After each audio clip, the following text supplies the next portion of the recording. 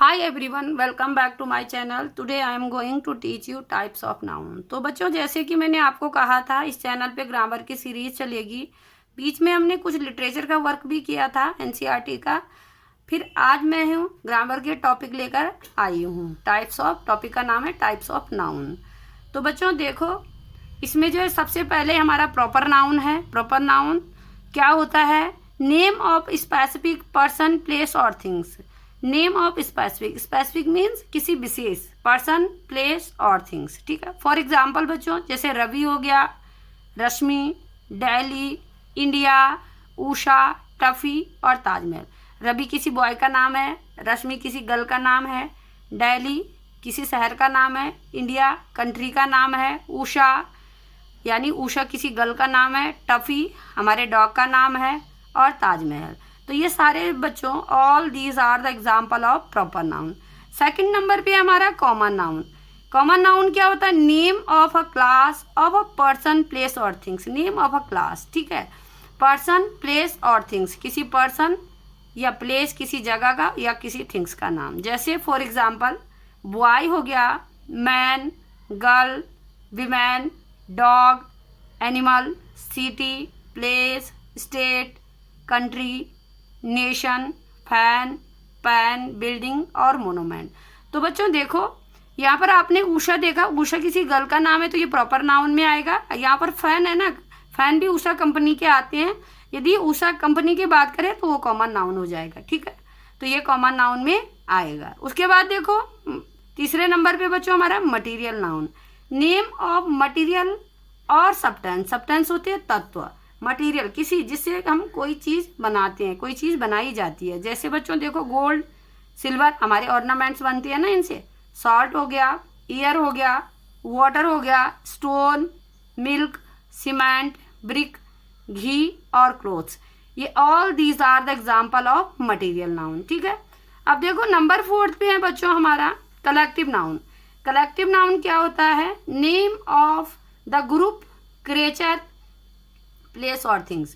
Name of the group of creature, place और things. किसी एक समूह, किसी प्राणियों का समूह, प्लेस का समूह या कोई थिंग्स का समूह। ठीक है, उसको हम कलेक्टिव नाउन कहते हैं बच्चों।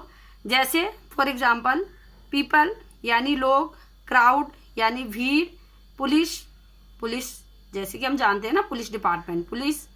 टीम हो गई, जैसे हमारी टीम होती है बच्चों, प्लेयर्स की टीम। हर्ड हो गया, हर्ड ऑफ काव यानी काव का झुंड।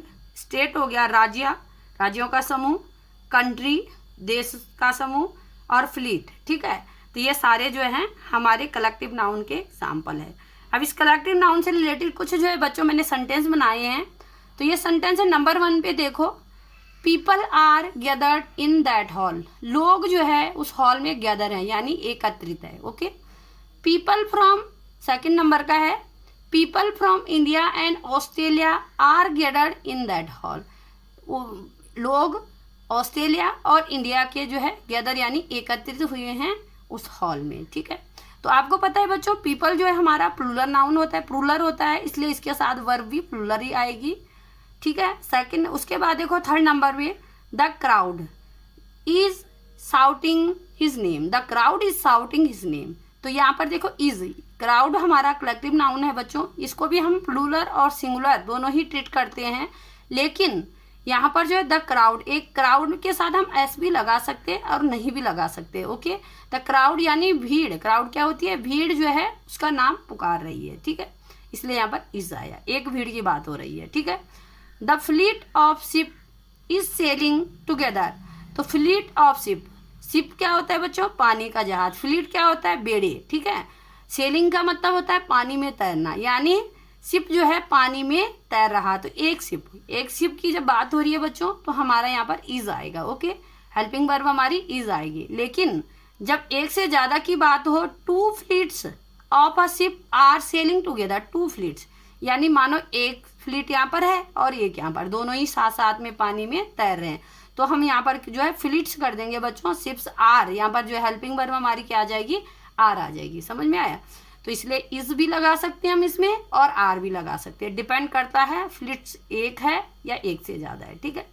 नंबर 6 में देखो, the police is investigating it. तो यहाँ पर ये पुलिस डिपार्टमेंट की बात हो रही है बच्चों।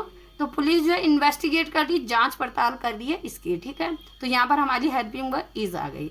The police has been searching that criminal for long time. तो पुलिस जो है उस क्रिमिनल को लंबे समय से ढूंढ रही है। तो हैज़ बीन सर्चिंग बच्चों यहाँ पर हम एज अ सिंगुलर ही ट्रीट करेंगे, क्योंकि पुलिस पूरा डिपार्टमेंट ढूंढ रहा है उस क्रिमिनल को लंबे समय से, ठीक है। इसलिए यहाँ पर हेल्पिंग वर्ब में क्या आएगा, सिंगुलर ही आएगा। यहाँ भी इज आया और यहाँ पर हैज़ आया, ओके।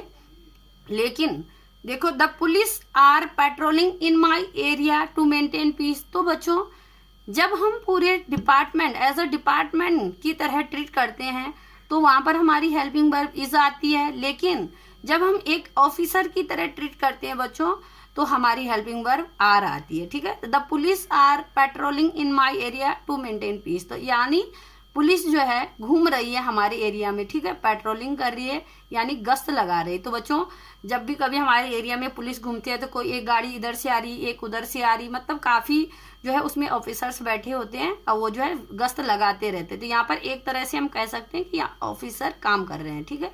तो police are patrolling in my area to maintain peace, ठीक है, इसलिए यहाँ पर आर आएगा, ओके। दूसरा एग्जाम्पल देखो, police have enjoyed the party with their family. अब देखो पुलिस यानी कहीं ना कहीं यहाँ पर एक ऑफिसर छुपा है बच्चों, ठीक है।